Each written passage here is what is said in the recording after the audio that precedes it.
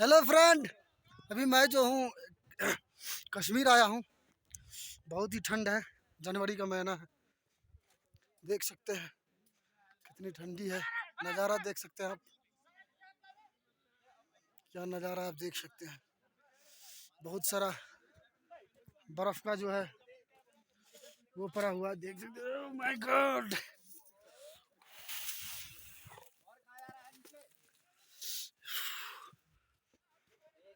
अभी हम चल रहे हैं थोड़ा घूमने अगल बगल।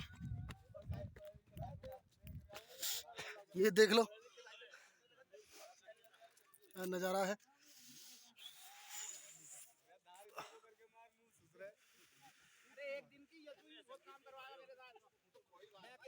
कितना पहाड़ है, देख लो चारों साइड आपको पहाड़ देखने को मिलेगा। देख सकते हैं किस तरह से है। यहाँ पे छोटी सी चाय की दुकान लगी हुई है। टी भी आपको मिल सकता है यहाँ पे। कितनी ऊंचाई पे है देख सकते हैं। ठीक है दोस्त, बाय, लव यू।